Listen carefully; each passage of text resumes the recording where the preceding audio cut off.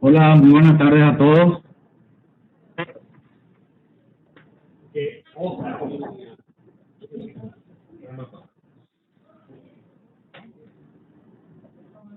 Bueno, ¿me escuchan todos? Si alguno tiene algún problema, por favor, vía chat, si nos lo puede hacer saber. De manera de ir solucionando los inconvenientes y ya poder iniciar nuestro taller.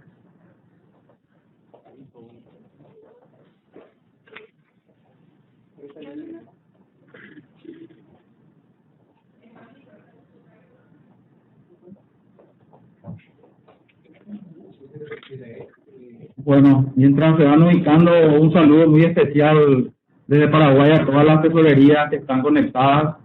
Muchas gracias por participar de este taller sobre gestión de liquidez, que lo estamos realizando por primera vez en este formato online.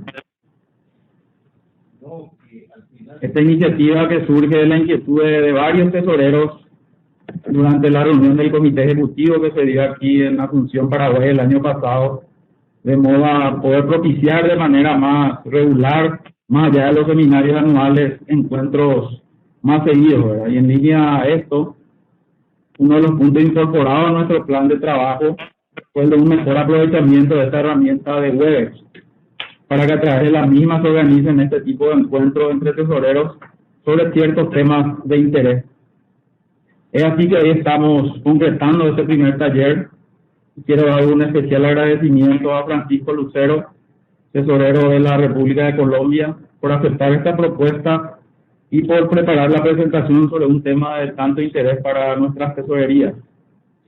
Antes de cederle la palabra a Francisco, quisiera mencionar algunos puntos relacionados a la dinámica del taller. El expositor va a tener 30 minutos aproximadamente para realizar su presentación y posteriormente a ello se dejará otros 30 minutos más para preguntas y respuestas. Durante la presentación de Francisco solo estará habilitado el micrófono para el expositor. Las preguntas que puedan surgir durante la misma podrán ser canalizadas a través del chat que tiene la herramienta. Pero una vez finalizada la presentación, vamos a ir cediendo el micrófono a cada país participante que lo solicite, también a través del chat, de modo que puedan hacer las preguntas respectivas. Les pedimos que por favor no sean más de 2 preguntas. Bueno, entonces les cedo la palabra a Francisco para ya iniciar con este taller. Ahora van a visualizar solamente la presentación, así que te paso la palabra, Francisco.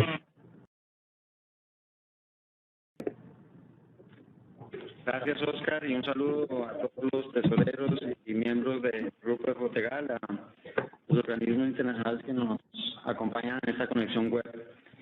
Y me complace tener como una herramienta web esta capacitación. También agradezco al equipo interno de la tesorería que nos ayudó con estructurar esta guía de presentación también. Cualquier inquietud, como lo aclaraba Oscar, la recibiremos en el chat o si, al final de la presentación podríamos resolverla. Tratamos de compilar muy brevemente lo que hacemos en cuanto a la gestión de liquidez, pero para poder contextualizar cuál es el producto final, nos tenemos que remitir básicamente a cómo funciona esta dirección que hace parte del Ministerio de Hacienda y Crédito Público. Entonces, por eso vamos a tener como contenido explicar brevemente cómo estamos organizados internamente. Este tipo de organización yo la he conceptuado, la que legal o normalmente está plasmada en las normas de organización interna, y otra es la estructura funcional, es decir, el deber ser de nuestra tesorería. Una segunda parte, o segunda y tercera parte, ya vamos a mirar lo que es la configuración de la liquidez a través de las estimaciones de flujo y de la gestión de caja. Y nos centraremos en lo que es ya la gestión de inversiones de esa liquidez, lo que nosotros conocemos normalmente como mesa de dinero. Vamos a iniciar entonces con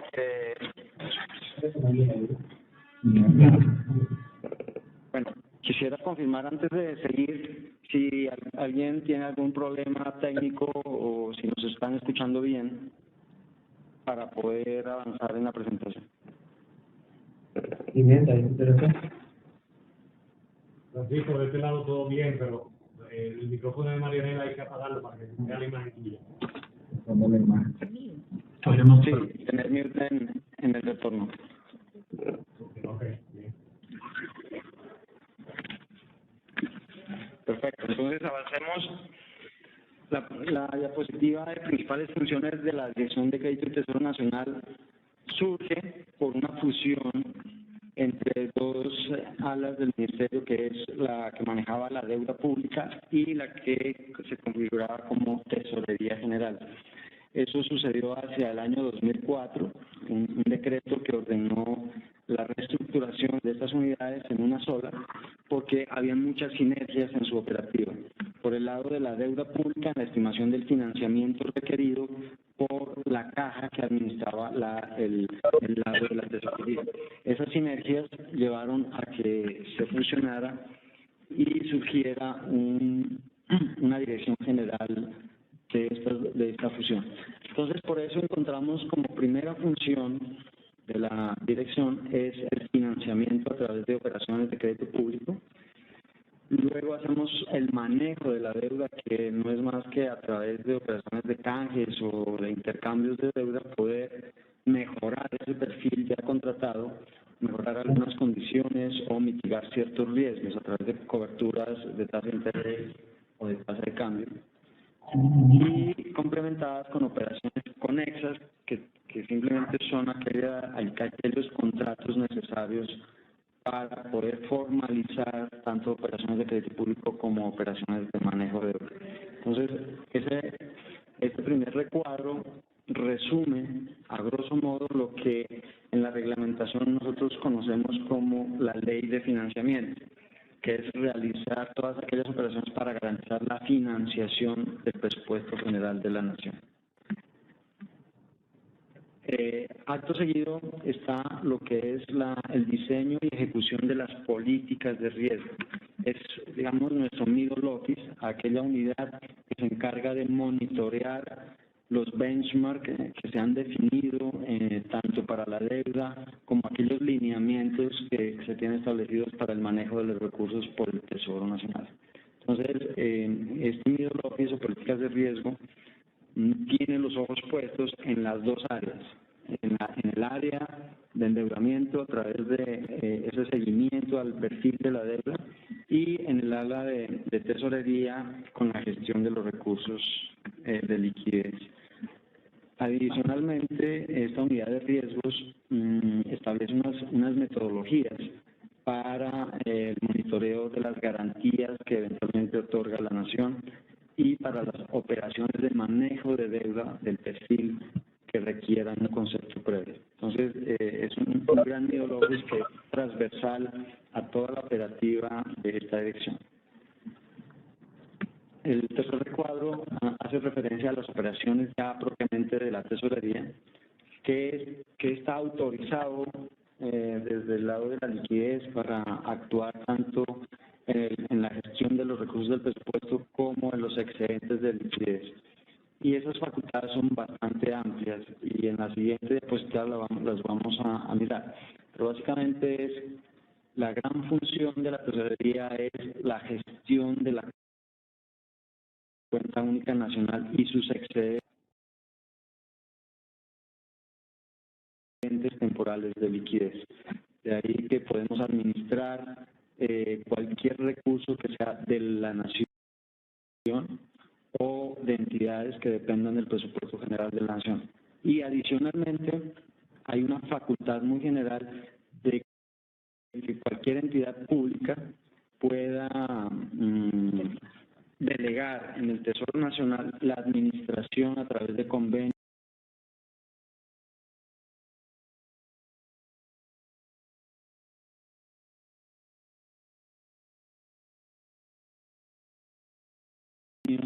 o actos similares para que la nación pueda ejercer, digamos, como una fiducia El último recuadro hace referencia ya a las operaciones de cumplimiento o de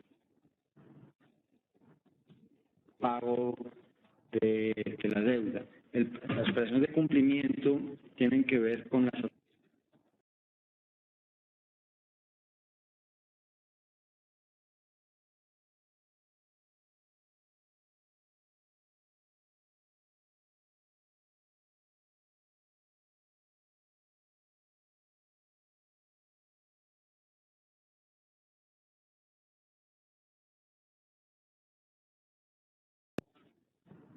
el decreto 100.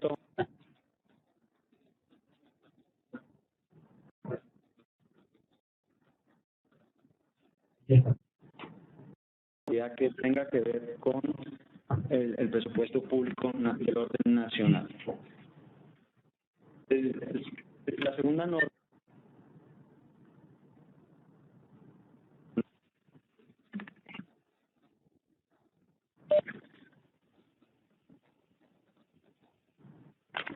sí, le recomendamos mantener el mute para poder avanzar en la presentación. Gracias.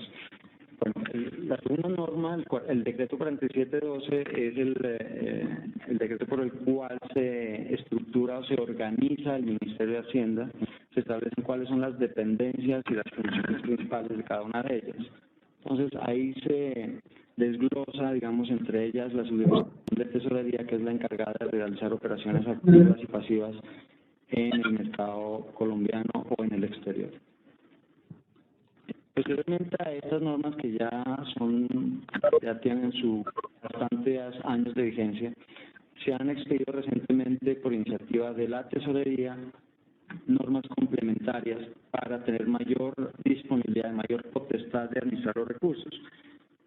Considero que una de las más importantes fue la Ley 1450, en donde se ratifica que el Tesoro Nacional es el administrador de la cuenta única nacional y por consiguiente se centraliza lo que es la caja de los administrada por los estamentos públicos. Esa normativa se ratificó a través de la Ley 1750 porque tenía un vacío jurídico la administración de recursos de seguridad social y recursos parafiscales, porque en otros países muy seguramente se denominarán fondos rotatorios o fondos especiales que estaban fuera de la órbita de la cuenta única nacional. Entonces tuvimos que acceder al Congreso para tener la facultad también de administrar absolutamente todos los recursos llamados, ya sean fondos, cuentas, fondos especiales, patrimonios autónomos o entidades administradoras de recursos de seguridad social. Entonces es una facultad bastante amplia. De pronto la ley 1530 del 2012, que digamos no la hemos traído aquí al temario, pero es la que establece la operativa de la cuenta única nacional a través de nuestros sistemas de regalías, que es independiente a la cuenta única nación, pero que en su modelo, en su funcionamiento, sigue los mismos parámetros en el cual el Tesoro Nacional es el único depositario de liquidez de ese sistema.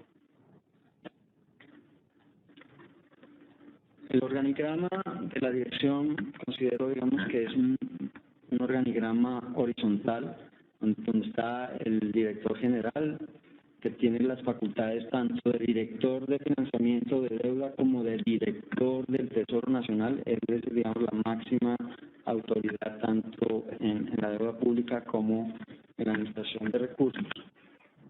Y debajo de este director general se encuentran las subdirecciones operativas de cada uno de los temas. Son 8 subdirecciones muy especializadas en su manejo de temas. La siguiente diapositiva, para no ahondar mucho en cómo estamos organizados, sino esta diapositiva resume lo que es el manejo de la deuda de un lado y el manejo de los excedentes de liquidez del otro lado. Entonces, esta es la estructura funcional armada para, por decirlo así, el financiamiento y complementada con el manejo de liquidez. Siempre va a estar el front office, que es la mano izquierda de la deuda, y el front office de la administración de recursos de liquidez a la mano derecha. Y en la mitad está el middle office, que siempre establecerá los lineamientos de endeudamiento y los lineamientos para el manejo de la tesorería, y una subdirección nueva lleva básicamente lo que es recogido este año, y es todas las políticas y metodologías y lineamientos para los contratos de asociaciones público-privadas. Básicamente es las mega obras que se piensan ejecutar o se están ejecutando a través de contratos de infraestructura modalidad 4G. Bueno, ya centrándonos en lo que es el manejo de la liquidez, nosotros vamos a entenderlo como la gestión de inversiones, para no confundirnos con lo que es simplemente el manejo de la cuenta única nacional.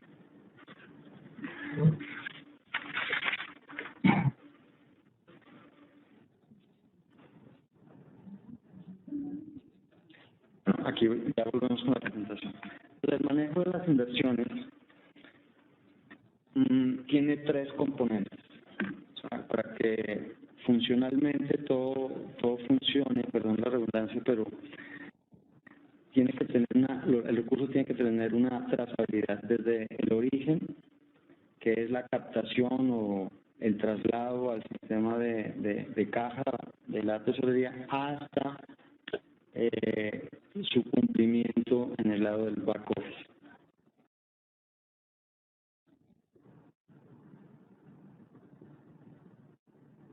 Organiza funcionalmente la tesorería.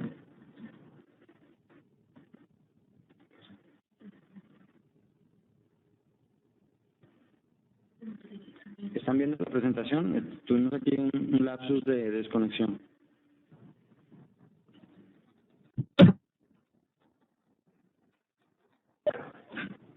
Entonces, ponlo en el chat.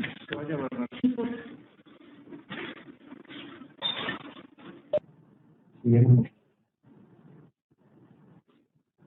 Puedes salir.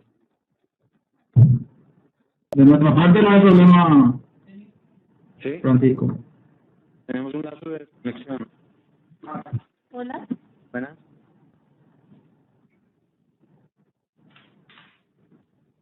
Sí, no hay problema.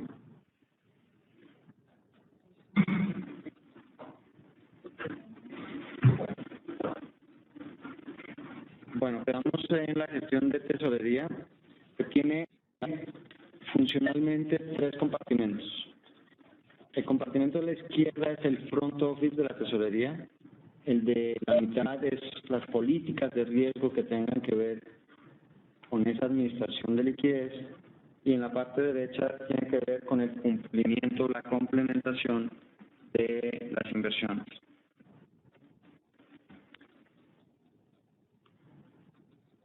El front office de la tesorería lo componen básicamente tres grupos o tres unidades. El primero de ellos es el que estima o proyecta el flujo de caja.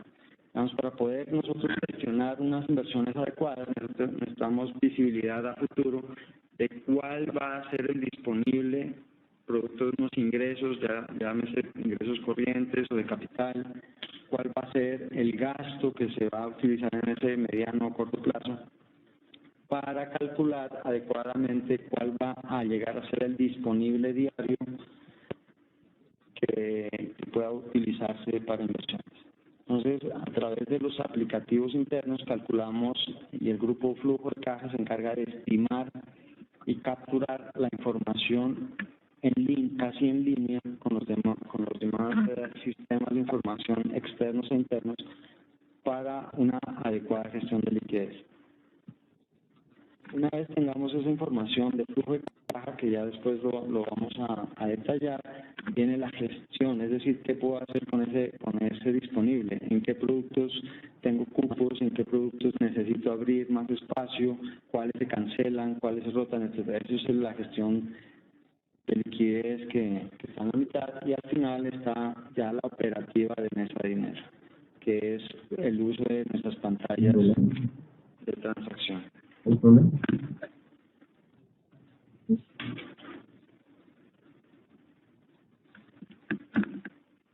Para poder nosotros tener una visibilidad de lo que hacemos, necesitamos establecer finalmente para qué existimos. Digamos, esa es la misión de la tesorería. ¿Para qué existe la tesorería? Y lo resumimos en estas frases: es administrar los excedentes de liquidez provenientes de las operaciones presupuestales de la nación. Nuestra liquidez, el 100% de los recursos objeto de administración provienen del sistema de cuenta única nacional. Recursos adicionales a ese sistema de cuenta única nacional cumplirán otro objeto para el cual fueron transferidos, pero nosotros, el principal objetivo es administrar la liquidez y garantizar el pago, el uso a través de operaciones presupuestales. Entonces, esa es la misión, a grosso modo, de la tesorería. Se hacen eventualmente inversiones de estos excedentes de liquidez mientras son usados, sin poner en riesgo la ejecución presupuestal. Aquí lo que hacemos es maximizar el uso de los recursos, maximizar los rendimientos eventualmente que se obtengan, pero minimizar el riesgo de liquidez, que eso es un lineamiento por el cual hacemos todo esta operativa. Entonces, para poder cumplir esa misión de la tesorería, tenemos que tener una buena unidad de planeación.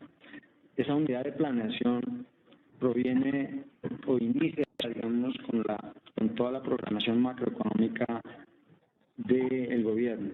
Esa programación macroeconómica es información exógena a la tesorería que es capturada a través de comités de tesorería o a través de comités fiscales que en Colombia se denominan CONFIS. CONFIS de marco fiscal de mediano plazo o el CONFIS de excedentes de liquidez, en donde se determina cuál va a ser la política del gobierno para financiar o para capturar ingresos y cómo los va a usar. Entonces, esa información exógena es capturada a través de módulos de flujo de caja o módulos de liquidez que pueden proyectar, ya sea diariamente o para una vigencia determinada, cuál va a ser el ritmo de ejecución probable o estimada del presupuesto. Una vez estimada ese ingreso y ese gasto de recursos, se viene a determinar cómo se va a administrar. La administración no solo es prever cuál es la liquidez a corto plazo, sino prever qué instrumento del mercado monetario, del mercado de capitales es el adecuado para ir a la par, digamos, de la necesidad. Entonces, la administración es una ciencia en el cual nada está escrito. La liquidez puede estar para mañana, por lo cual el producto más adecuado es un interbancario. Si nos alejamos en el plazo, podemos estar hablando de una operación del mercado de capitales en el cual nosotros invertiríamos eventualmente en un instrumento de deuda soberana que sea capaz de replicar la necesidad en ese plazo de la caja. Eso hace que maximicemos el uso de este recurso. Y tener cuidado en esa administración, como ya lo hemos dicho, y es de no arriesgar o no incrementar el riesgo de liquidez, que es un parámetro que ya lo vamos a ver más adelante. La ejecución, como ya les comentaba, la ejecución es toda la infraestructura que está conectada con los sistemas transaccionales entre la tesorería y todo el mercado monetario y de capitales. Entonces, es una infraestructura estándar desde el punto de vista de una mesa de dinero de cualquier entidad financiera privada. Entonces, hemos replicado esa infraestructura en nuestra mesa interna para poder hacer todo este tipo de operaciones.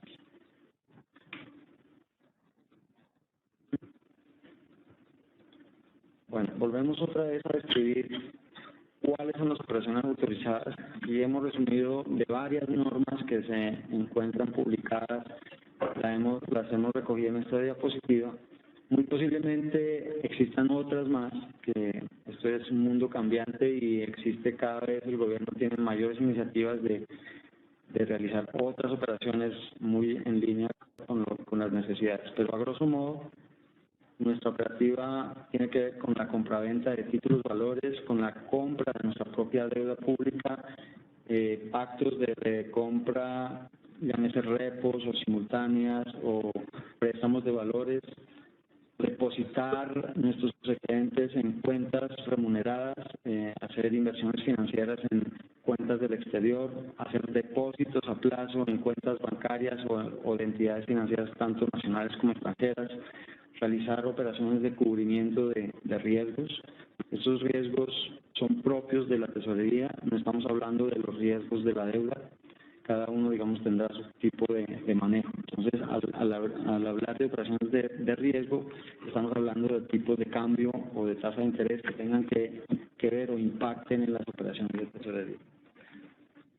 Una operación muy rutinaria para nosotros es realizar operaciones transitorias de préstamos interfondos, que no es más que constituir un fondo especial que tiene una destinación específica y ese fondo eventualmente tiene excedentes temporales, por lo cual hacemos préstamos de ese fondo, un autopréstamo podría llamarse también, entre el fondo administrado y los excedentes del presupuesto nacional. Esos préstamos, digamos, tienen que ser más baratos en términos de costo-plazo, deberían ser más baratos que ir al mercado a endeudarnos para adquirir el mismo recurso en cuantía. Entonces, esa validación de si es mejor pedirle prestado a un fondo interno o ir al mercado monetario o al mercado de valores a conseguir esos recursos, esa es, digamos, la labor de gestión o administración de liquidez. En relación con la cuenta única nacional, lo hemos ratificado en nuestros foros que nosotros, a pesar de que mantenemos centralizada la caja, nosotros remuneramos a todos los cuentavientes, por decir un nombre. Cada uno tiene unas cuentas escriturales, es unas cuentas independientes en las cuales se visualiza su recaudo, se visualiza los egresos que ellos tengan y además se les abona periódicamente los rendimientos que haya generado. Para poder remunerar los recursos en la cuenta única nacional, nosotros tenemos como lineamiento que sea al mismo costo de las operaciones de un día. Ese es el parámetro que está establecido ahora.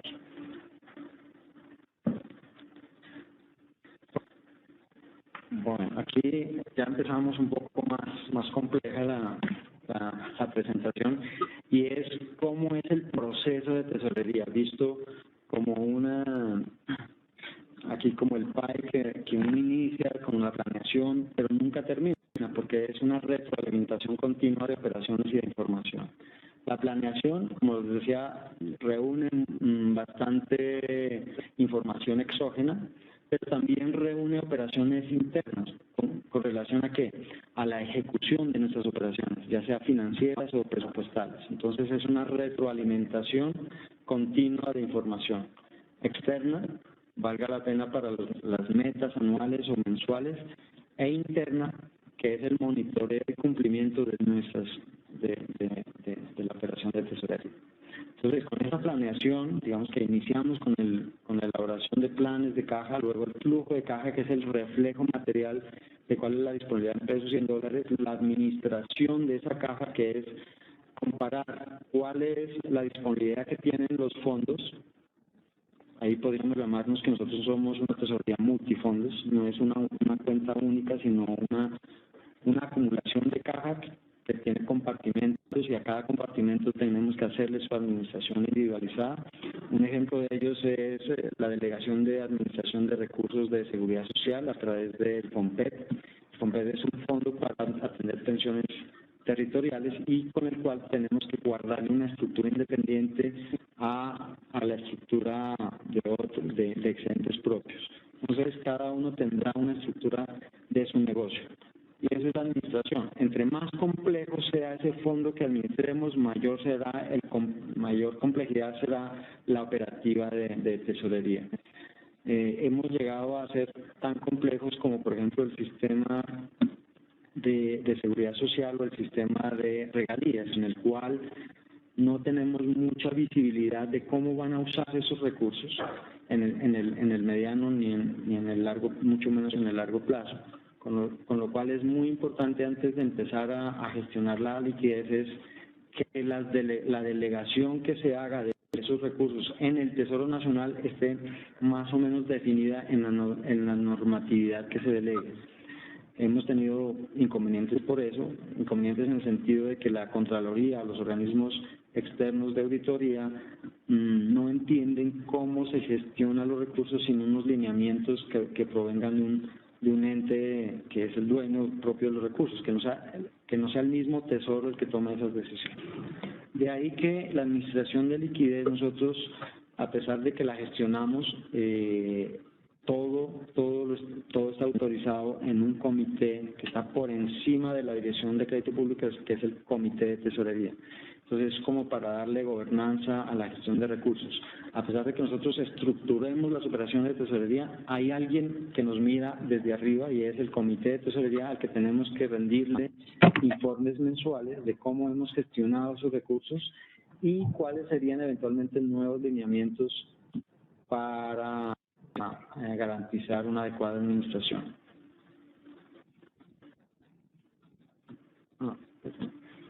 Un tema adicional antes de pasar a la siguiente, y es la ejecución de operaciones en la tesorería. Una vez estructuradas las operaciones activas y pasivas, pasan al área de back office, que es la línea, pues las áreas más oscuras. Esas líneas oscuras, esos recuadros oscuros hacen la complementación de una operación de tesorería. Esto, digamos, para los que manejamos administración de recursos es lo más complejo. Probablemente el front office o el área que inicia la operación, activa o pasiva, de pronto solo necesitaría una línea telefónica que esté habilitada y con grabación. Esa podría ser una infraestructura muy simple y el registro se haga en un sistema, una arquitectura muy simple también de portafolio. Puede ser Bloomberg o alguien que le pueda generar esa infraestructura. Pero lo más complejo de esta operativa en términos de gestión de liquidez es toda la conectividad y toda la operativa que requiere el back office. Vamos, por eso lo tenemos allá marcado en cada uno de sus compartimentos.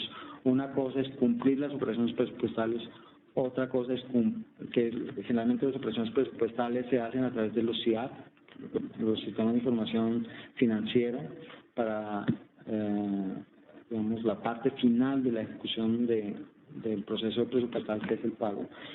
Pero es independiente a la ejecución y cumplimiento de operaciones de tesorería y las dos tienen que igual contabilizarse adecuadamente. Esa contabilización, que es bueno mencionarlas en este momento, tiene que seguir unos parámetros del manejo de inversiones. En Colombia, la autoridad que regula esta materia de contabilidad es la Contraloría General de la Nación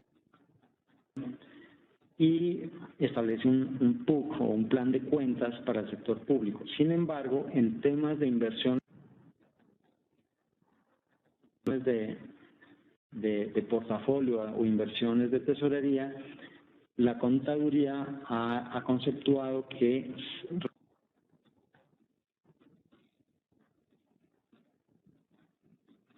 la forma, el formato contable de lo que es una administración financiera en un establecimiento de crédito. Entonces tenemos una doble contabilidad, por decirlo así, un PUC de contabilidad puramente público de recursos presupuestales, más la contabilidad de recursos de portafolio, concomitante, es acorde a la contabilidad de valoración de inversiones. Entonces, necesitamos esa distinción. Sigamos. Es una herramienta, digamos, una arquitectura tecnológica in-house que diseñó la tesorería ya hace bastante tiempo, en el cual se compendia todos los eventos trascendentales de la liquidez, de cómo se va a manejar la liquidez. ¿Cuáles son esos eventos trascendentales que impactan la proyección de liquidez? Primero,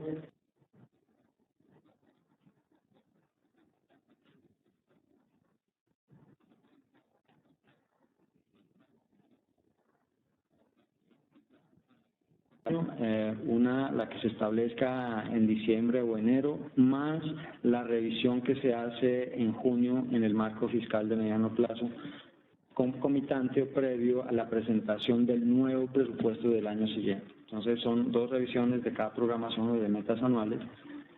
Se mensualizan, esa es una ciencia, la mensualización. Yo creo que como tesoreros tenemos mucha información para nosotros modelar la caja, y esa discrecionalidad nos puede llevar a errores en el seguimiento de metas. Entonces, la historia de un recurso, un recaudo, no puede ser la historia del año pasado, generalmente no se replica en este año. Entonces, también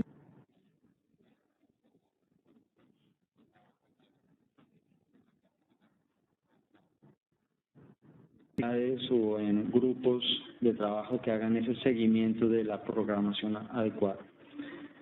Los rubros más difíciles de programar son esos recaudos tributarios y los recaudos de excedentes financieros. Los pagos generalmente atienden a unos límites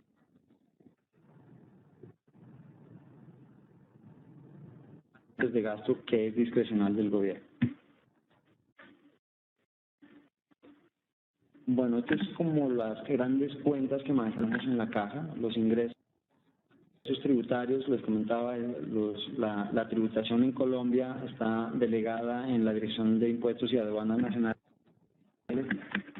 que es una unidad adscrita al Ministerio de Hacienda, pero tiene su autonomía administrativa, presupuestal y financiera, y rinde cuentas de la fiscalización de los tributos. Y es la que programa ese recaudo, mientras la tesorería lo que hace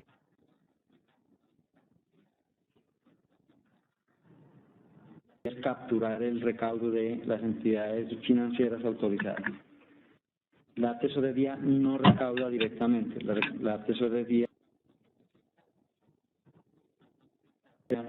es una receptora del recaudo bancario.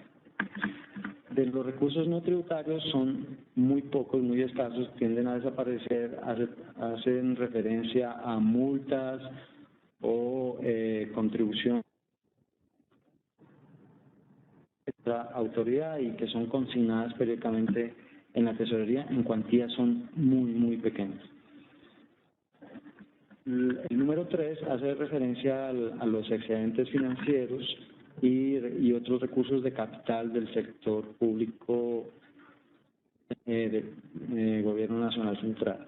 Entonces, es una cuenta que reúne o captura los rendimientos financieros originados de operaciones del Tesoro Nacional, los dividendos de las participaciones accionarias de la Nación en empresas o sociedades de economía mixta, y otros recursos de capital que hacen referencia a reintegros u otras fuentes que son diversas, pero son puntuales. Fondos especiales, lo hemos mencionado, son todas aquellas cuentas especiales que están escrituradas en el Tesoro Nacional, que guardan una ejecución, una destinación específica de su recaudo. Privatizaciones, cuando se vende un activo de la nación, se ingresa en ese concepto, y lo que es recursos del crédito es la financiación a través de deuda. Financiación ya sea a través de mecanismos de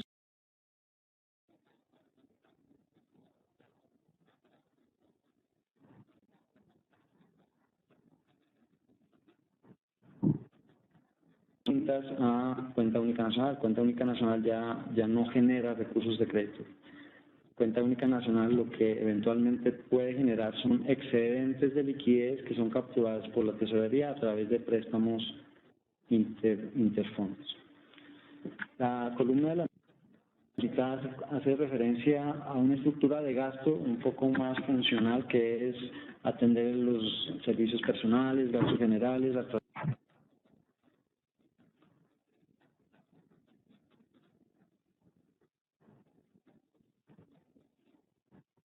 devoluciones y participaciones de entidades territoriales en los impuestos, la inversión, llámese de libre disponibilidad, libre u ordinaria, y la inversión específica, y el servicio de la deuda, tanto deuda interna como deuda externa. Nuestra gestión de liquidez se resume en el lado derecho, que son las operaciones temporales o de tesorería cuyo plazo no puede exceder el de tesoro. Hacemos compraventa en el mercado cambiario, hacemos movimientos de portafolio de inversiones y cancelaciones, préstamos interfondos entre la cuenta única, entre fondos administrados, etcétera, y lo que es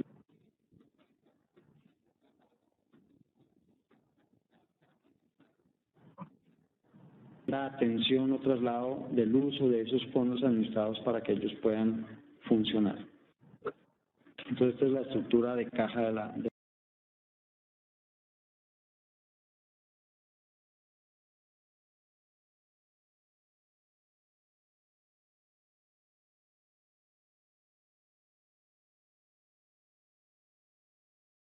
pues 4.500. Ok, ese es un seguimiento, 4.500 millones de dólares, se ejecutó 4.700 millones de dólares, recursos de capital, 20 millones de dólares, etcétera. Bueno, eso es un extracto de seguimiento de lo que es operaciones en pesos y operaciones en dólares. Esto es otro diagrama u otro reporte de ese módulo de flujo de caja, que al final lo que destacamos es, después de toda la operativa de ingresos, tanto corrientes como de capital, de deuda, más los pagos corrientes de deuda, etcétera, nos queda un disponible, que es el cual hay que ser óptimo o ser lo más eficiente posible. Esa disponibilidad final es la que nosotros usamos para hacer operaciones de tesorería u operaciones de portafolio. Bueno, aquí seguimos. Hablando para hacer dinero, ¿no? Para poder nosotros gestionar la liquidez, ¿qué necesitamos tener de información? Información financiera relevante. Entonces, información fiscal. ¿Cómo está el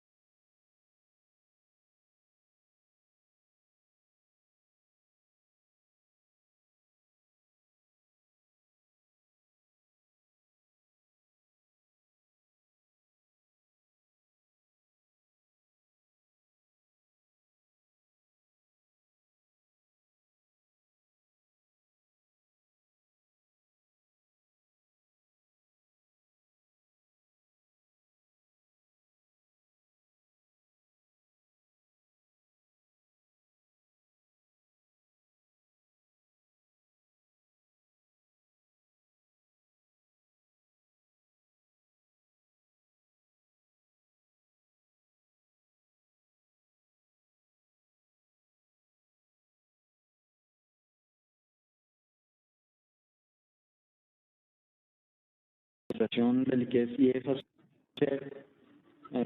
es hacer en un esquema concomitante lo que es la disponibilidad de un determinado fondo con lo que la naturaleza de ese fondo, para qué es utilizado. Entonces, tenemos ahí unos principios en la administración de esa gestión. El primero de ellos es el término unidad de caja. Es un término un poco confuso para muchos e incluso acá al interior del ministerio, cuando se habla de unidad de caja, se pensaría que todo está revuelto con todo y que podemos libremente utilizarlo, simplemente, pero digamos, ese concepto, lo hemos debatido varias veces, es todos los recursos son administrados por una única entidad. Eso creo que es la definición que nosotros estamos usando. Unidad de caja quiere decir que hay un único administrador de recursos, llamado Tesoro Nacional, y que cada uno de esos recursos guarda información de quién es el propietario, para qué se creó, es decir, para el fin para el cual se creó renta o esa destinación, y se genera también un uso, que es el pago oportuno de esos fondos. Entonces, la unidad de caja entendido como un sistema de cuenta en el cual la nación o el Tesoro Nacional es el único administrador. Transparencia hace cuenta, hace referencia a los reportes que nosotros tenemos que brindar y cualquier información al máximo detalle posible, tanto en lo que es el flujo de caja como en la contabilización de esas fuentes de recursos. Algo muy importante, y de ahí unas políticas de seguridad de la información, la confidencialidad. En la medida en que nuestro personal está en contacto con el mercado financiero y nuestras operaciones son relevantes para el mercado de capitales, tenemos que tener bastantes restricciones para el manejo de información. Y la responsabilidad, pues obviamente eso es algo transversal a cualquier entidad pública.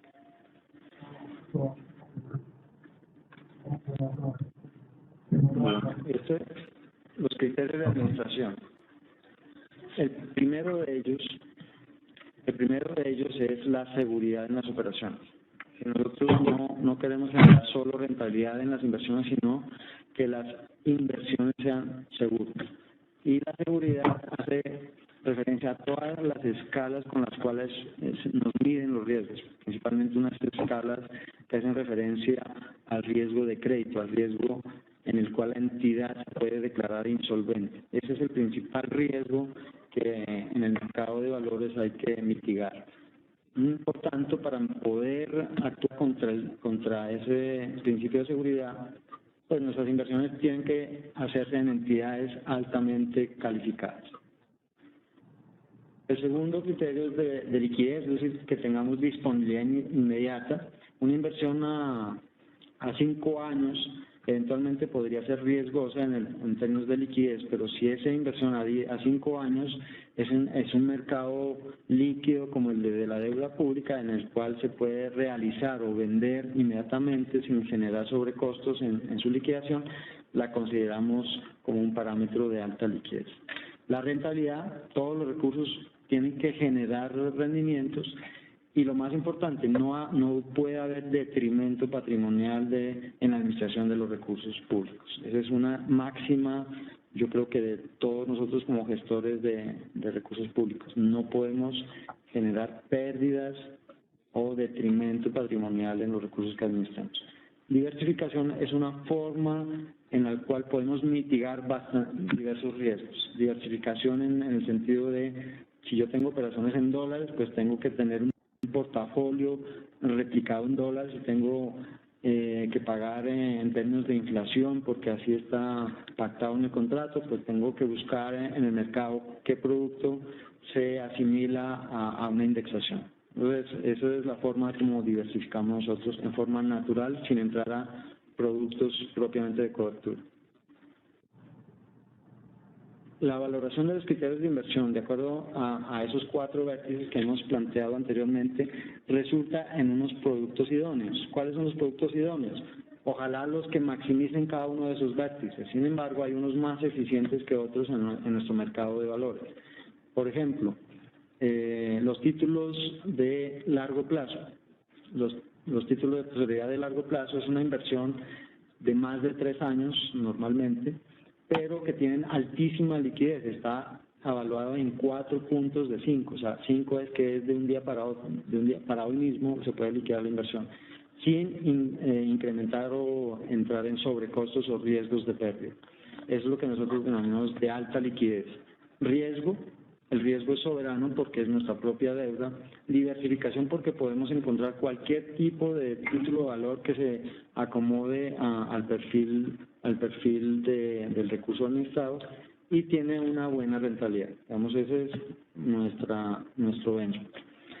Al lado izquierdo abajo está una operación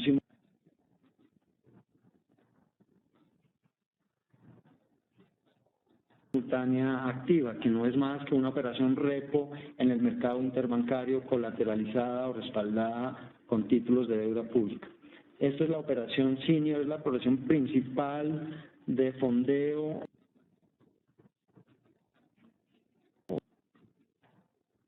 o de inversión de liquidez de corto plazo. Por eso tiene calificación 5 en cada uno de sus vértices. Unos repos en el mercado interbancario y lo vamos a ver más adelante. El riesgo de crédito, el riesgo de contraparte está mitigado por la existencia de nuestra infraestructura de una cámara de riesgo central de contraparte. En dólares, cuando uno indaga qué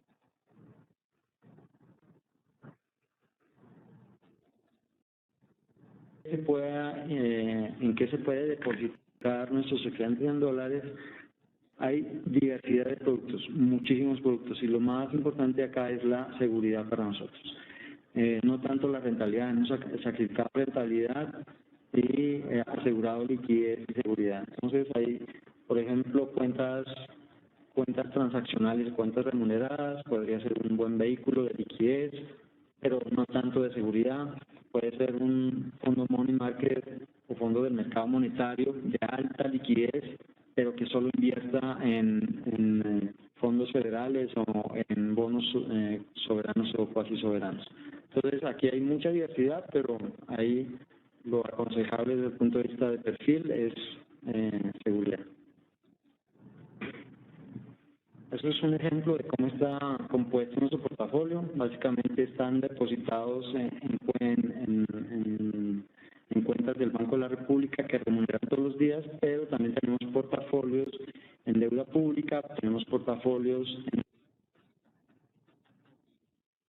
dólares y unos bonos de una entidad cuasi soberana que es la FDN.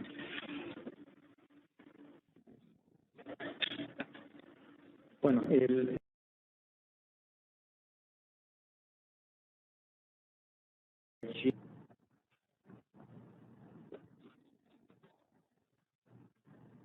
vamos aquí asignar como el recurso al instrumento más adecuado en cuanto se acomode a su perfil. Cuando hablamos de recursos propios, tenemos que tener en cuenta recursos propios son los que no tienen una definición específica y son de la nación, no están amarrados a un uso determinado, sino que atienden el 100% del presupuesto. Por tanto, son de uso presupuestal. Esos recursos pueden ser invertidos en el mercado de valores, en el mercado de capitales o a operaciones interfondos. Cuando hablamos del mercado monetario, de esos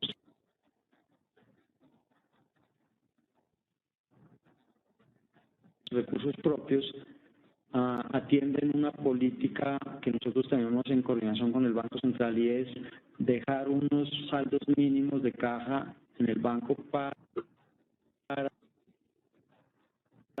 coadyuvar en la política monetaria. Entonces, esos depósitos son, a pesar de que sean remunerados, tratamos de que sean estables. Por eso logramos atar un porcentaje muy importante de nuestra liquidez en esos depósitos y no son utilizados en el corto plazo, y eso le da seguridad monetaria al Banco Central para expansión o contracción monetaria.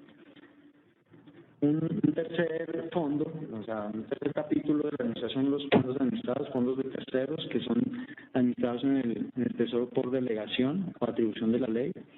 Unos son de carácter presupuestal también y otros son transitoriamente de carácter monetario. ¿Por qué son monetarios? Prácticamente no son utilizados para tener presupuesto, sino que son unos acuerdos o contratos de administración con un tercero que monetariamente nos sirven para depositarlo en el Banco Central. Hay otro sistema que es el sistema de regalías. Ese es nuevo relativamente, lleva 4 o 5 años en operación.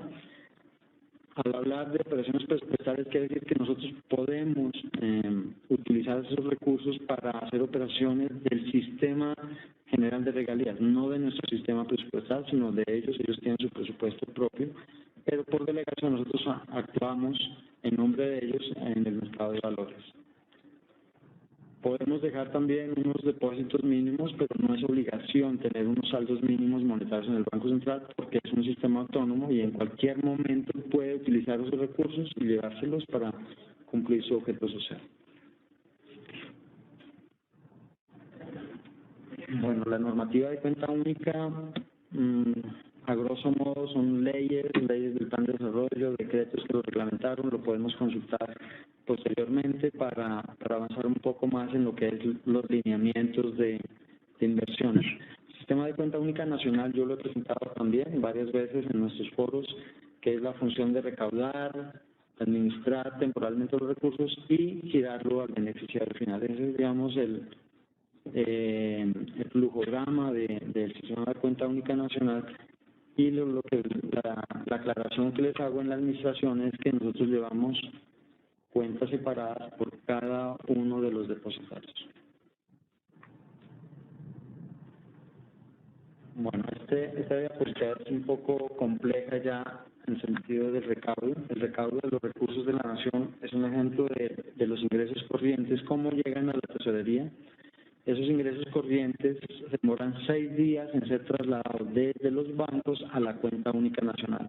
Eso es una reciprocidad pactada no por el Tesoro Nacional, sino por la Dirección de Impuestos y Aduanas Nacionales, y que permanentemente estamos en revisión. Ese índice de recaudo tiene que ver con la exigencia también, o como contrapartida, la información disponible en medios electrónicos. Los recursos del crédito llegan inmediatamente a la cuenta única nacional. Nuestro cumplimiento de las operaciones de crédito son en tema cero, de hoy para hoy. Esa cuenta única nacional prepara todos los sistemas de giros en términos 2, es decir, 2 días de anticipación sabemos cómo se va a girar, cómo se va a usar esos recursos. Por tanto, el disponible se puede capturar hacia el mismo día, hacia la 1 de la tarde, para generar un flujo de caja objeto de inversión.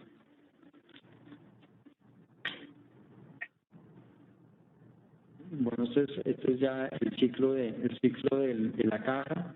El ciclo de la caja cumple el ciclo del recaudo, la transferencia a la cuenta única nacional, las políticas de administración y giro al beneficiario final.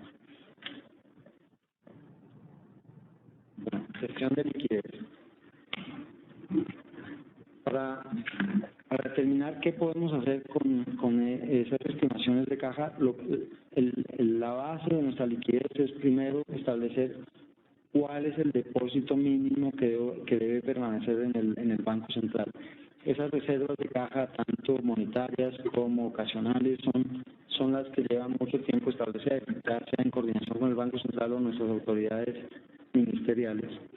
Una política de caja es mantener todo lo que sea financiamiento de un año en una cuenta de reserva monetaria. Eso es un lineamiento que eventualmente puede utilizarlo para solventar problemas de caja, pero luego son repuestos para que al final del año el monto emitido en títulos de corto plazo sea el mismo monto depositado en el Banco Central. Digamos, es una política, por ejemplo, de reserva de caja.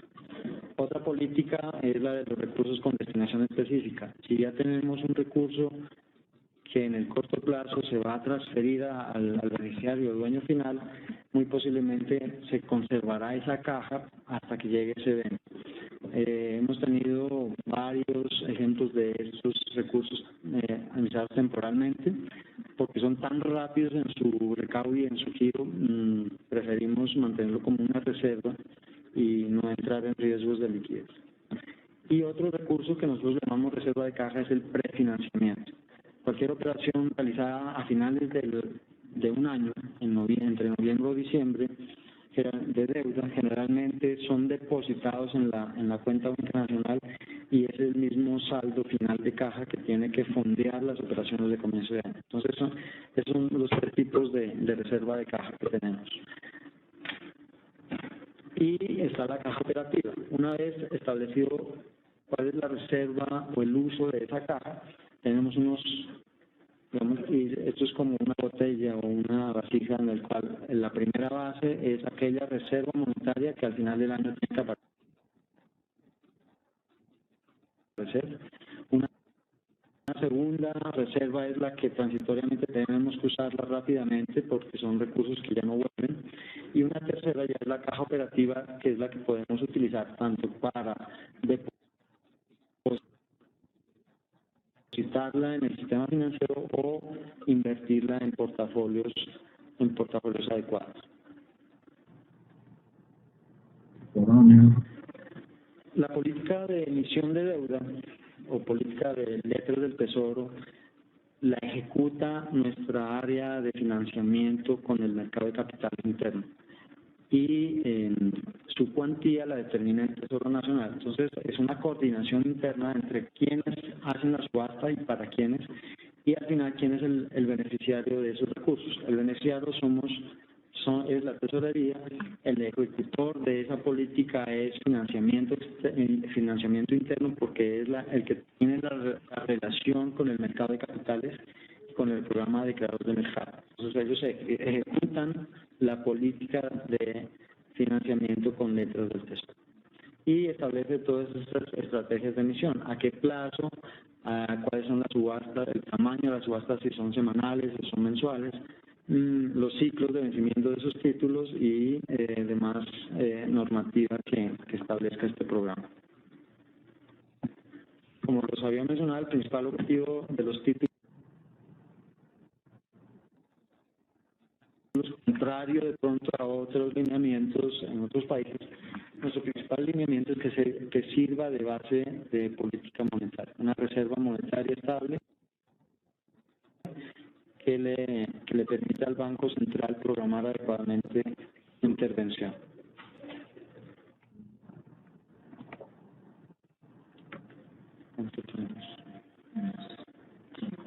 Bueno, creo que estamos sobre el tiempo, pero me voy a tomar 5 minutos para terminar ya la presentación.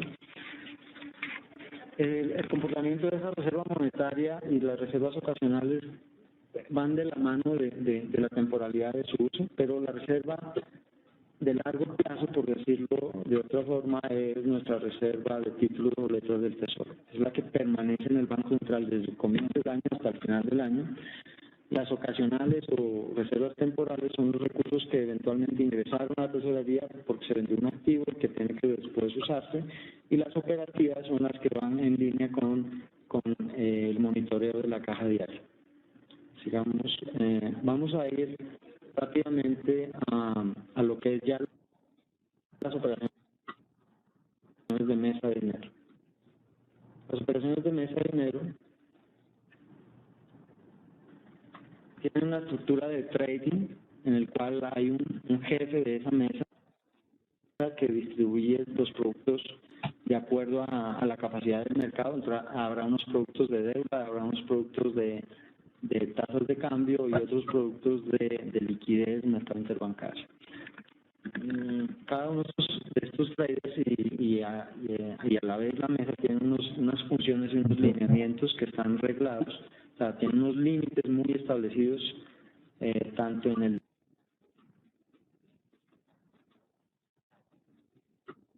decreto como en las normas internas.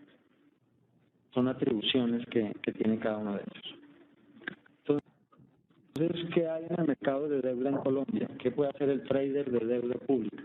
Un trader de deuda pública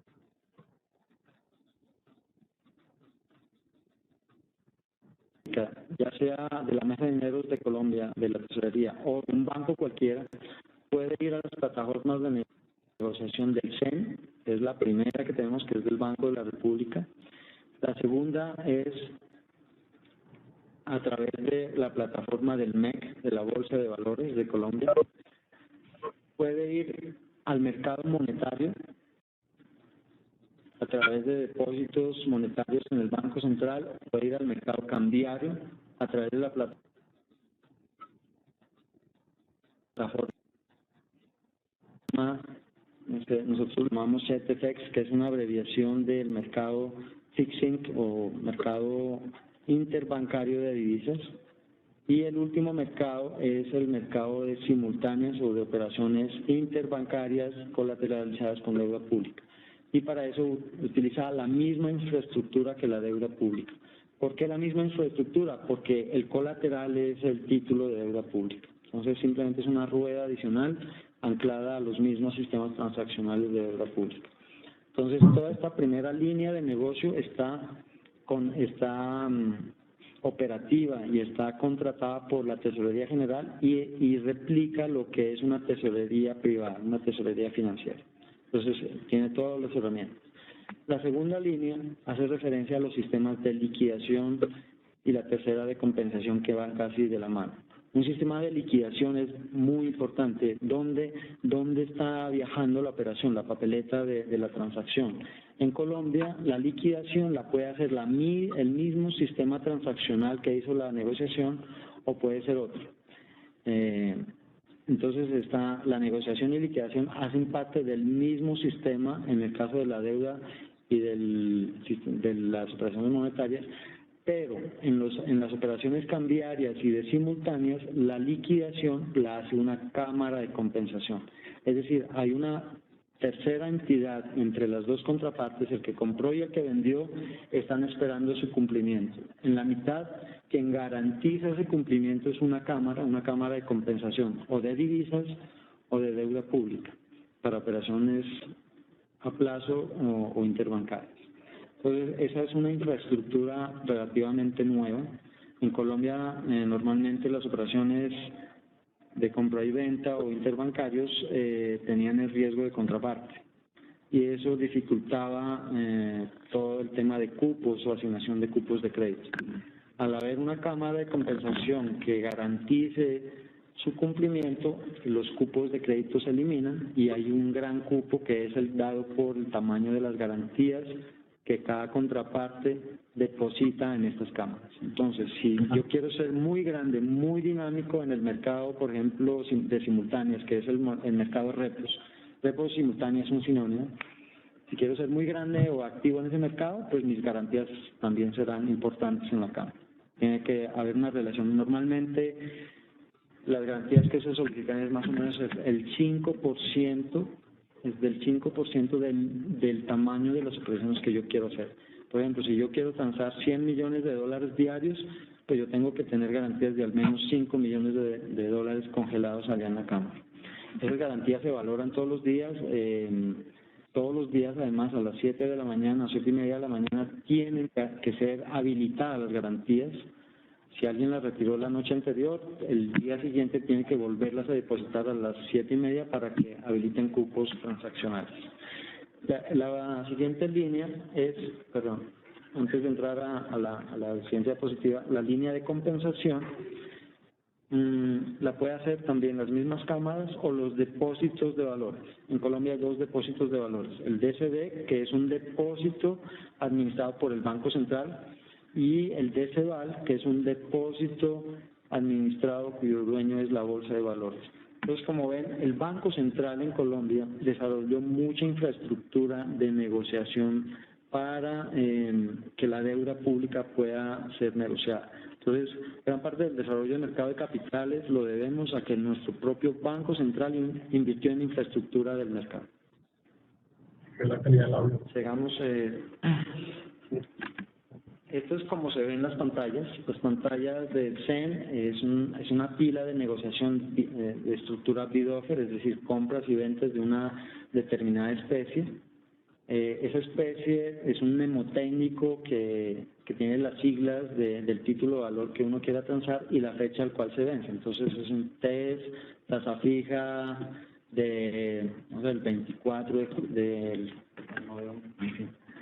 Bueno, ahí está la fecha y está transándose en unos niveles y unos tamaños de negociación. Normalmente la pila de negociación está de 5.000 millones de pesos hacia arriba, un equivalente a 2 millones de dólares más o menos.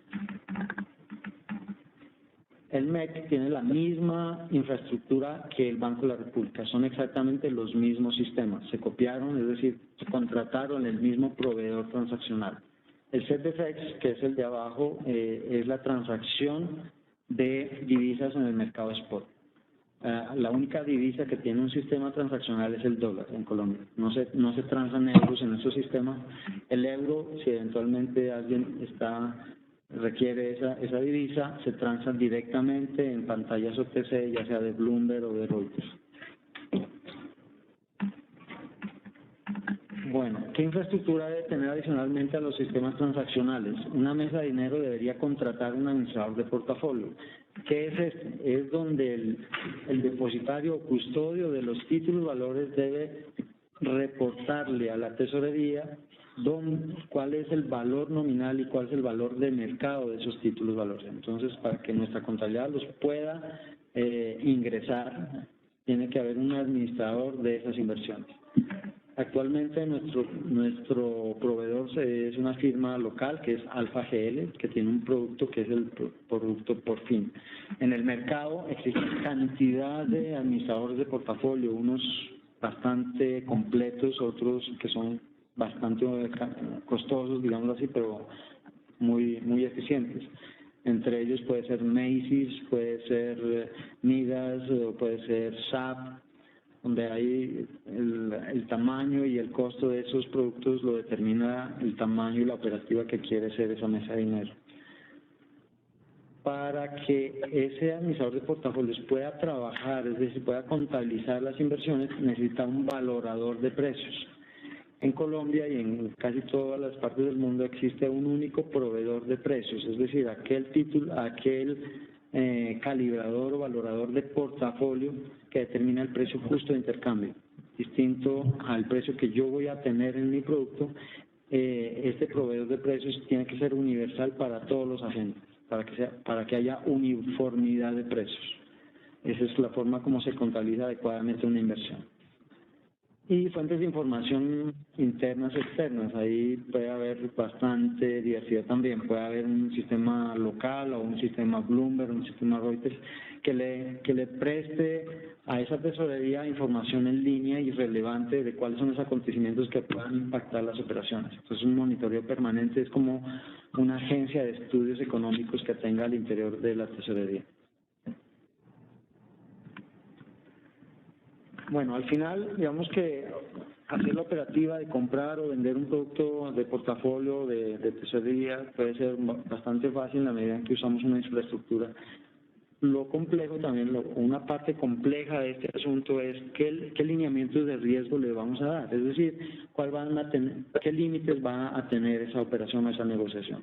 Y eso ya es un producto de muchas iteraciones y muchas reflexiones del lado técnico del área de riesgos.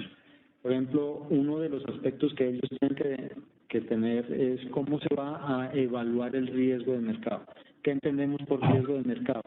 Es cuál es el valor que va a tener nuestra inversión en el tiempo T+1, o sea, después de haberla comprado, cómo va a cambiar su precio, si va a apreciarse o a depreciarse. Ese cambio en el precio es lo que nosotros denominamos riesgo de mercado. ¿Por qué? Por efectos de la negociación en el mercado de ese activo que yo ya he comprado. Entonces, puede haber mitigantes de ese riesgo, pero por la mayoría de las veces genera incertidumbre sobre esa inversión. Una mitigación puede ser que las operaciones se realicen a precios de mercado. Eso no garantiza que haya riesgos posteriores de mercado. Es decir, la operación de hoy puede ser a mercado, pero en el tiempo ese precio de ese activo puede cambiar con las condiciones cambiantes también del mercado y eso incrementa el riesgo de mercado. Entre más plazo de la inversión, más riesgo de mercado. Entonces son directamente proporcionales. Una forma de mitigar el riesgo de mercado es que se invierta en títulos a tasa variable para que esos flujos de caja a futuro se comporten como el mercado. Es decir, si yo tengo un riesgo de que la inflación va a subir, yo debería invertir en un título indexado al IPC.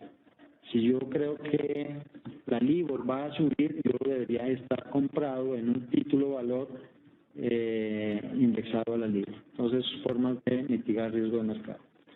Riesgo de contraparte lo hemos descrito brevemente como el riesgo de que haya insolvencia en la contraparte, que no cumpla lo prometido. Ese riesgo de contraparte se puede mitigar a través de negociaciones con cámaras de compensación. Se elimina prácticamente el riesgo de contraparte, pero consumen unas garantías mínimas. Esas garantías generan también una iliquidez temporal porque no se pueden disponer en el corto plazo de esas garantías. El riesgo de liquidez prácticamente es no poder cumplir con las operaciones planeadas en el flujo de caja. Generalmente esa mitigación llega por controles de cupos de contraparte, cupos de operaciones de producto, plazo de las operaciones, etc. Entonces es una forma de mitigar, por ejemplo, que se realicen en operaciones de alta liquidez del mercado. Puede ser un producto interbancario, puede ser un producto colateralizado, etc. Riesgo operativo, creo que en las tesorerías es el más importante, es garantizar que la operación se cumple. Muy posiblemente, si no tenemos una buena infraestructura para cumplimiento de operaciones, nuestro riesgo operativo es altísimo. Para eso deberíamos invertir o tenemos que invertir en infraestructura para que todas las operaciones fluyan en el menor tiempo posible, se reflejen en un sistema que tenga trazabilidad de la transacción que estamos ejecutando. Bueno, creo que el último capítulo es la gestión de liquidez.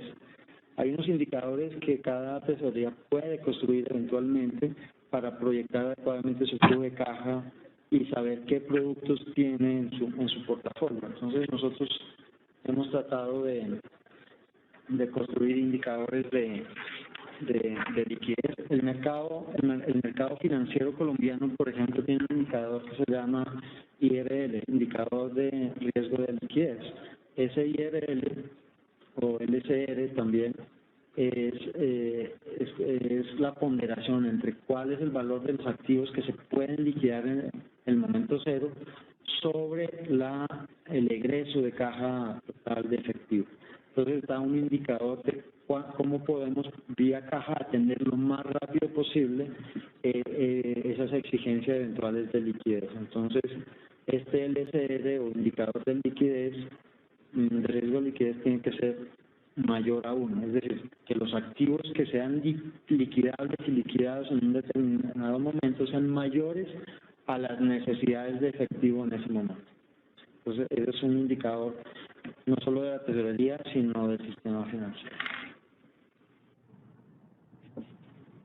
Bueno, yo creo que lo demás es un poco académico, es construcción de lineamientos de riesgo y manejo de riesgos de contraparte. Entonces yo doy por terminada aquí la exposición y estoy atento a sus preguntas.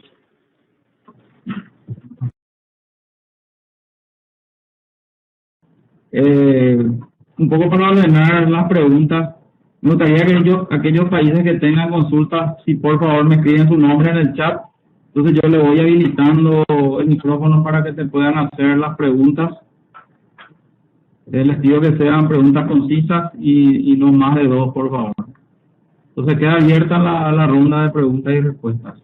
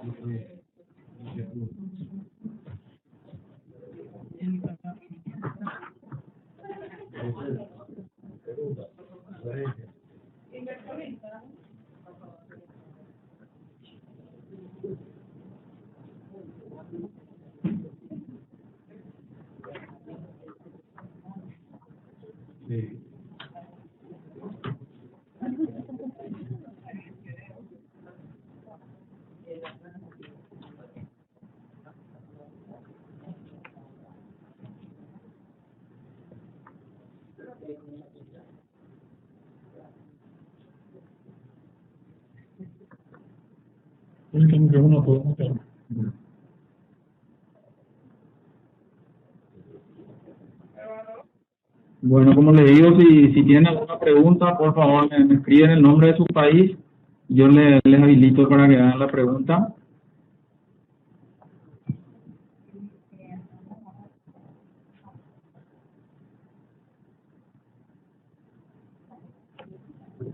Bueno, Francisco, un poco para consultarte mientras los países elaboran sus preguntas.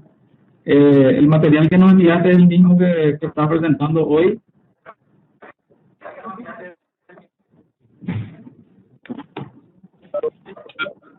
Sí, es el mismo. Ya, entonces, eso también fue remitido a todas las tesorerías, así que tienen a disposición el material. No obstante, nosotros estuvimos grabando la presentación y también vamos a levantarla seguramente en la página del Botegal. Le vamos a estar avisando oportunamente también para que puedan repasar o otra gente también pueda escuchar esta presentación.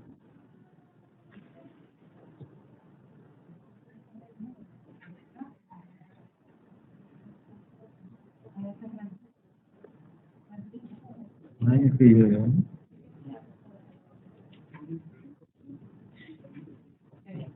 Bueno, no sé si ningún país tiene alguna consulta.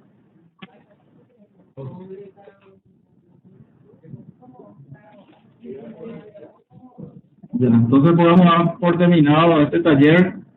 Muchísimas gracias a todos por República Dominicana. Te cedo la palabra, Ángel. Te escucha Francisco.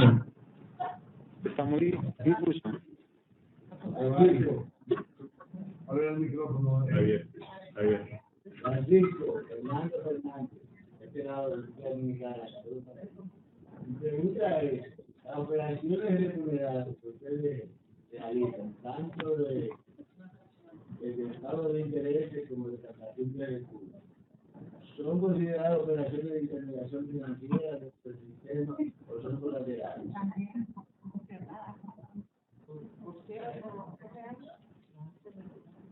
¿No se escuchó? No lo escuché muy bien. No se escuchó bien, Ángel, la pregunta. ¿Me pueden repetir?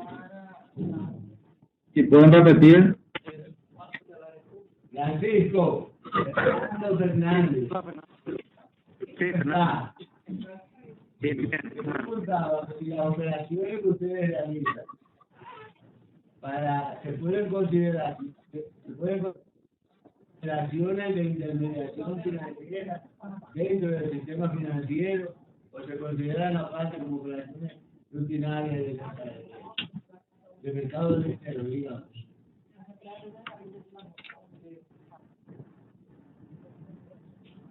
Acabé de escuchar que si las operaciones son consideradas de intermediación financiera o... No escuché la segunda parte. Que si las operaciones que ustedes realizan internamente, donde captan recursos, ¿no?, que son remunerados y en algunas ocasiones tienen costo por ello, son consideradas operaciones de intermediación financiera por la banca central.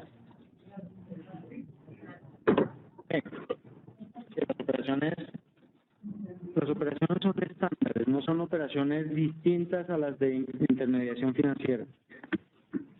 Por tanto, es un producto normal del mercado de valores, mercado interbancario.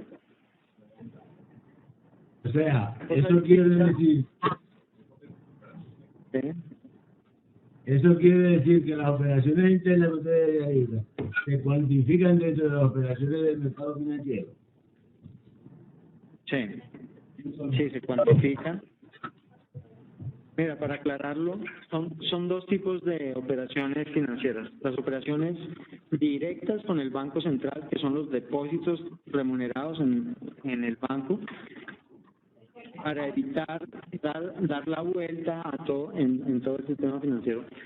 Y la segunda son las operaciones REP, que son operaciones interbancarias intermediadas con agentes del mercado público de valores. Entonces, la segunda son las operaciones estándares que contabilizan como operaciones intermediadas del mercado financiero y se contabilizan, digamos, tanto en las cuentas de los bancos comerciales como en las cuentas del Tesoro. Entonces, somos una contraparte financiera más del sistema local.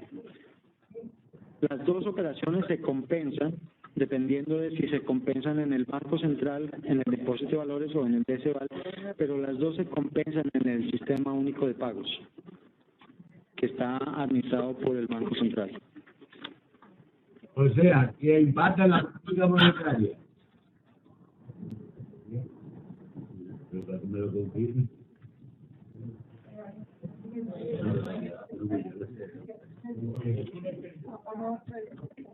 Ok, Francisco, Sí. por el chat envían otra pregunta de Guatemala. ¿Cómo se manejan las cuentas recaudadoras de ingresos tributarios?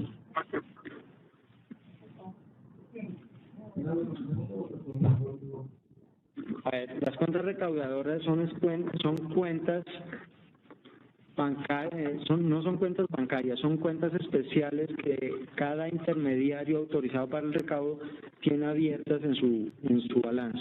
Esas cuentas no forman parte del cuerpo de balance, sino son cuentas de orden, para evitar que cualquier problema que tengan de solvencia o de intervención no las afecte y limite su uso. Entonces son cuentas a nombre del Tesoro Nacional en cuentas de orden bancarias y que son trasladadas periódicamente de acuerdo al índice de recaudo. El índice de recaudo son los días que pueden permanecer con la liquidez temporalmente en esas entidades. Lo que hay que distinguir acá es que esas aperturas de esas cuentas son autorizadas por el Tesoro Nacional.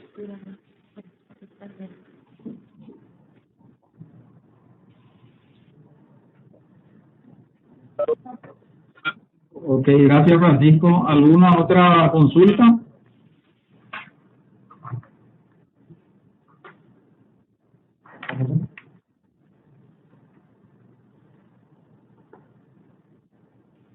Acá Francisco de Paraguay, una consulta.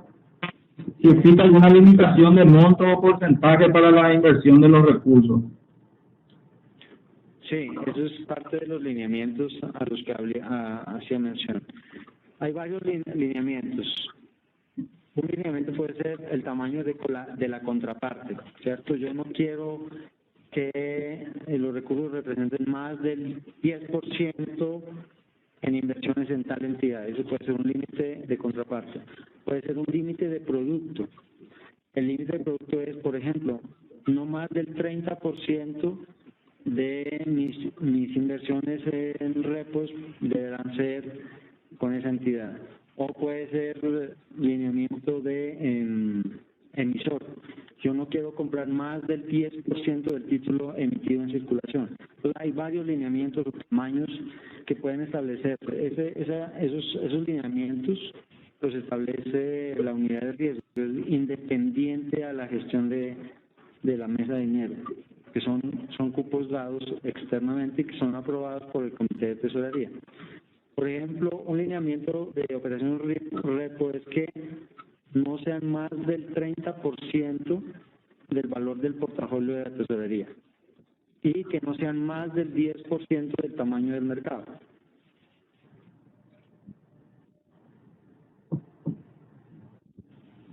Ok, gracias Francisco. Aquí me llega una pregunta de Brasil. ¿Cómo funciona el sistema de pago en Colombia? O sea, los egresos e ingresos de la cuenta única. Bueno, el sistema de pagos está centralizado a través del SIAP. Nuestro SIAP se llama así, Sistema de Información Financiera. Ese sistema SIAP está conectado, se alimenta de las operaciones presupuestales, es decir, de toda la trazabilidad de obligación y pago. Previamente al cargue de factura, las cuentas de cobro que hace el proveedor del Estado, la entidad ejecutora tiene que cargar esa obligación para poderla girar. El giro, generalmente una vez establecida la obligación de pago de esas facturas, el giro se hace directamente a la cuenta del beneficiario final a través o sea, la cuenta única está depositada en el Banco Central y la cuenta del beneficiario final probablemente está en una cuenta comercial. Se utiliza el sistema de pagos del Banco Central, que es el sistema CUT, para poder cumplir presupuestalmente la operación de giro. Pero toda la trazabilidad presupuestal la hacemos en un sistema local que es el CIAL, conectado directamente a nuestro sistema al sistema de pagos del Banco Central.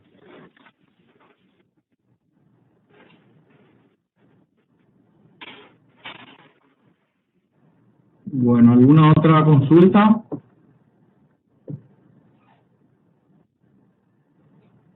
Bueno, creo que podemos ir cerrando este primer taller a través de esta herramienta, ¿sí?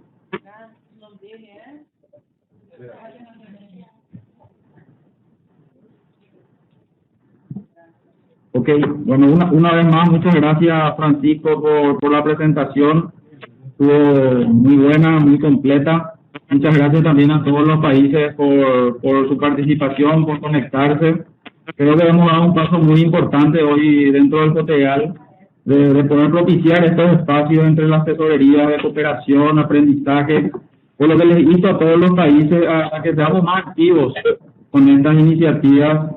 Ya estamos abiertos a que nos remitan propuestas sobre otros temas y poder ir organizando otro taller en breve de algún tema que sea de utilidad para todos, ¿verdad? La idea obviamente es fomentar estos espacios de intercambio de experiencias entre las tesorerías y creo que esto nos ayudará a ese objetivo. Así también si tienen algún comentario o sugerencia para el próximo taller, son bienvenidas también sus correos, digamos, a través de los emails de la Tesorería de Paraguay. Así que muchas gracias a todos, que tengan una muy buena tarde y muchas gracias, Francisco.